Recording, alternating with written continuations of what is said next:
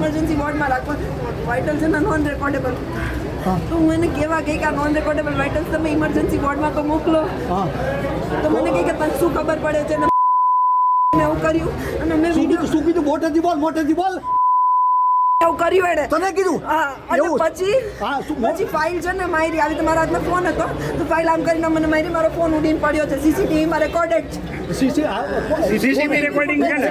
હા કાંઈ વાત હોય તો આ લોકોની ભૂલ છે. નહીં તને શું કીધું? કઈ ગાળ બોલી તને? મોટેથી બોલ. કઈ ગાળ કર્યું છે. અહીં ઉભી એક મિનિટ ઊભી. કૌશલને ફોન કર. અને પાછું આવું થાય એટલે અમારી પાસે આવો. અમને કોઈ કહેવા વાળું છે કે નહીં?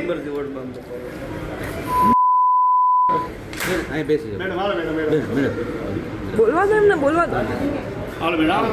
હવે મારા પપ્પા આવશે પછી હું બેસીશ. અરે એને કરવા દો જે કરવું હોય આનું મૂકી દેવાનું. ના પણ આ બે આના આ કેસ બોલો કરો.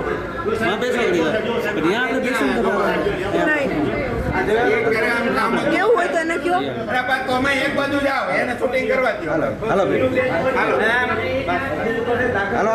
અરે પણ મેં બધું કરી દીધું એ તમે હું તમને ખબર નથી. તો પતી ગયું એનું થઈ ગયું. વાત કરો. અરે ભાઈ કરવા દો ને ભાઈ. अरे आवाज नहीं क्या क्या तुम बोलता हो? बोलना था बोलना बोल क्या बोल. अरे सब है मैं क्या किया उस केस में और तुम क्या बोल रहे हो सब. चैलेंज करो सब साथ मिलके. ऐसे मत करो अपना ढोल पिटवाओ. आपका ढोल नहीं पिट सकता हूँ पिटूंगा. आपके पास सत्य का कोई वजूद नहीं है फिर दौड़ के आते हो. મીટિંગમાં અમને ખૂબ સારો સપોર્ટ મળ્યો છે, ખૂબ સારું અશ્યોરન્સ મળ્યું છે. અમે ખરેખર ગ્રેટફુલ છીએ, થેન્કફુલ છીએ. આટલું સારી જેને કહેવાય ને કે આટલું સારી રીતે અમને સાંભળવામાં આવ્યા છે, આટલું સારી રીતે અમને સપોર્ટ કરવામાં આવ્યું છે.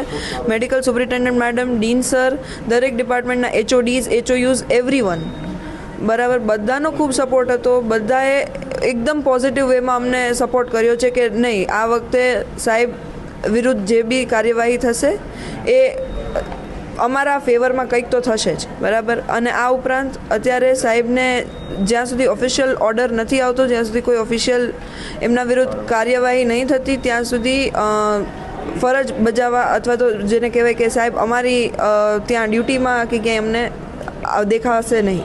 જે હોસ્પિટલના જે સત્તાવાળાઓ છે, ડીન છે, ઓફિસ સુપ્રિન્ટેન્ડન્ટ છે, હેડ ઓફ ધ ડિપાર્ટમેન્ટ છે, બધા જ મારી દીકરીની ફેવરમાં છે અને મને પૂરો ન્યાય અપાવવાનો પ્રયત્ન કરે છે અને મને ખાતરી આપેલી છે.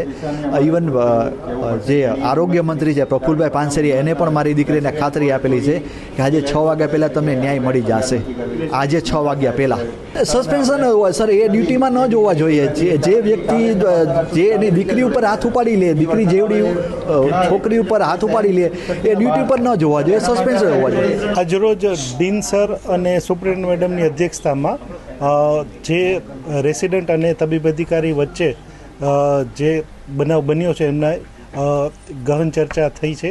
અમને એમનો જે રિપોર્ટ છે એ ગાંધીનગર કક્ષાએ મોકલાવેલો છે.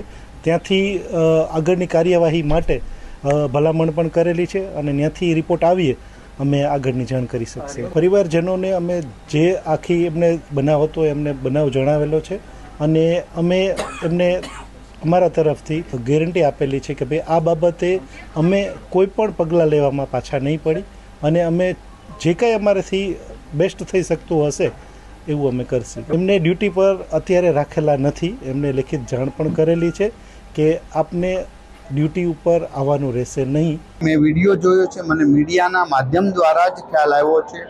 એ વિડીયાની અંદર એક મહિલા શક્તિ સાથે છાજેને એવું ગંભીર પ્રકારનું કૃત્ય કરનારે ડૉક્ટર અને વિભત્સ વર્તન કહી શકાય, આ વર્તનને સાંકી લેવાશે નહીં. ચોક્કસ પ્રકારે એ બેન સાથે મેં ટેલિફોનિક વાત 1.5 કલાક પહેલાં કરી છે. બેનને આશ્વાસન આપ્યું છે તમે મહિલા શક્તિ તરીકે તમારી જે તમે ભણ્યા છો એ સેવાના માર્ગે એ જ દવાખાનાની અંદર કામે લાગો અને તમારી સાથે ગેરવર્તન કરનારને અમે ચોક્કસ દંડીશું અને સાંજ સુધીમાં એનું અમે પરિણામ આપીશું.